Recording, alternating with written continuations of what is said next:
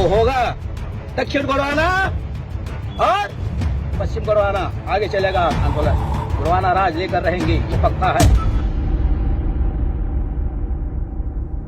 हमारा छत्तीसगढ़ से लेकर के मध्य प्रदेश रीवा छिंदवाड़ा हम लोग आज एकादशी पावन पर्व पर कर्मदार महोत्सव मनाने जा रहे हैं और मंडला होते हुए हम जा रहे हैं।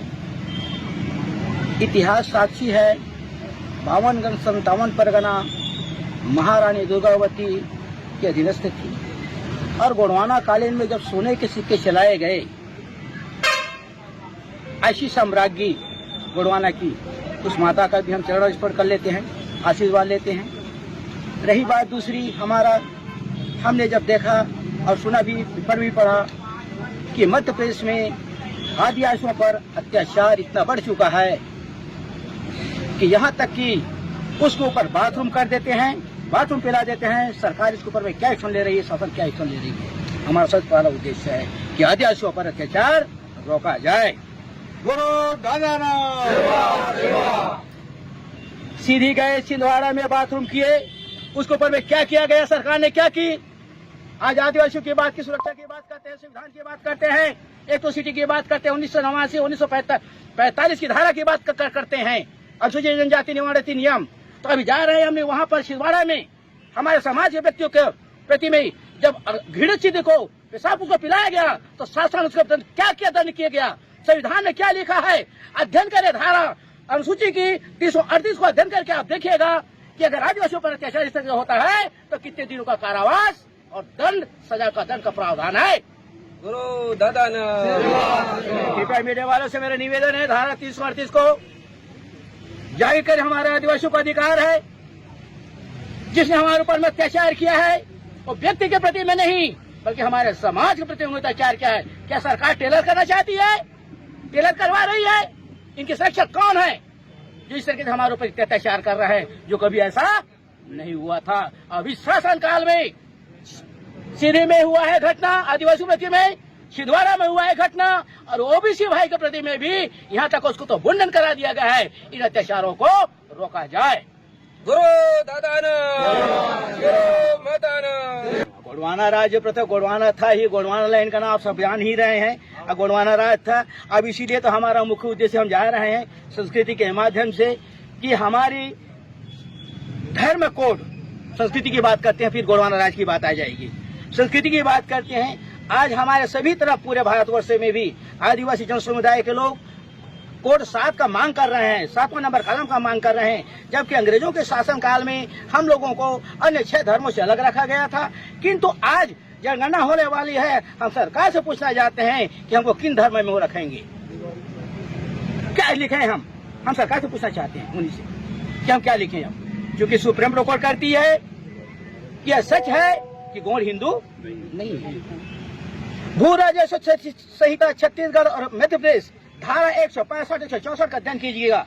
उसमें यह कहती है कि अगर आदिवासी और जाति का गौड़ है तो उसके ऊपर में हिंदू नियम लागू नहीं होता। तो हमारे ऊपर कौन से नियम लागू होता है और होना चाहिए?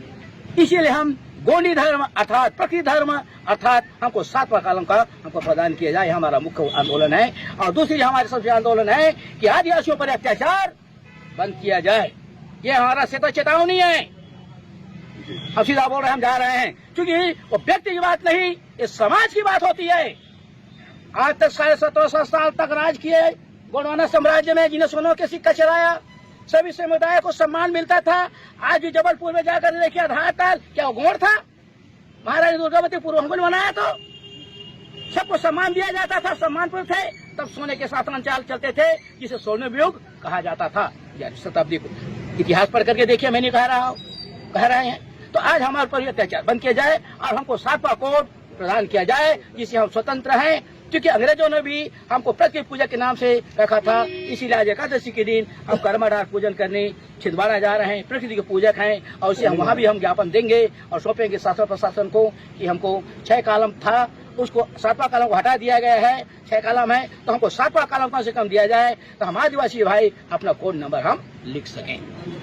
अभी तो हमने कहा, जब जवाब दिया धर्म अर्थात संस्कृति, हम गोंडी धर्म की बात कर रहे हैं। क्योंकि आज हम जब देखते सरकार भी कर रहे हैं, हम सुप्रीम कोर्ट के भी आपको हवाला दिए हैं, हमारे न्यायिक दस्तूर को भी आप सब देख सकते हैं और अभी जाकर के भी देख सकते हैं कि अन्य सभी धर्मों से हमारा न्यायिक दस्तूर, रीति नीति, परंपरा सभी अन्य धर्मों से भिन्न है। इसीलिए अंग्रेजों ने जब 1871 में जब सरकार आया, जनगणना करवाया, पहली जनगणना हुई, उस समय अन्य सब धर्मों से हमारी आदिवासी भाइयों को और गौड़ जनजातियों को अन्य धर्मों से अलग रखते हुए हमको प्रतीक पूजक रखा गया था, अमित नाम दिया गया था।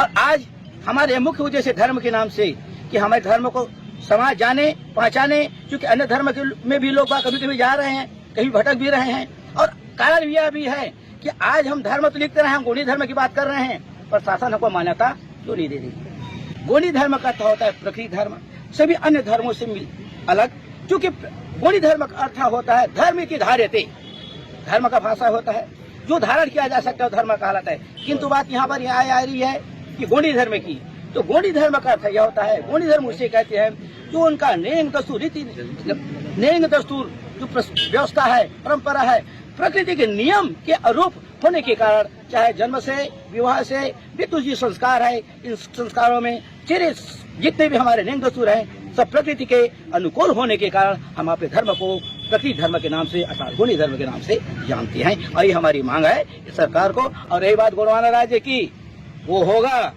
दक्षिण गोंडवाना और पश्चिम गोंडवाना, आगे चलेगा आंदोलन, गोंडवाना राज लेकर रहेंगे, ये पक्का है। गुरु दादा लोकेशन भेजा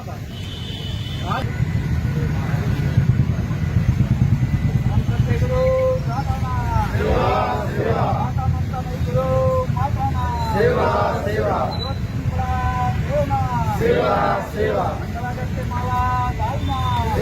सेवा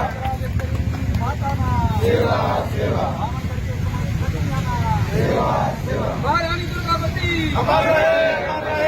साम्राज्य की महारानी दुर्गावती साम्राज्य की महारानी दुर्गावती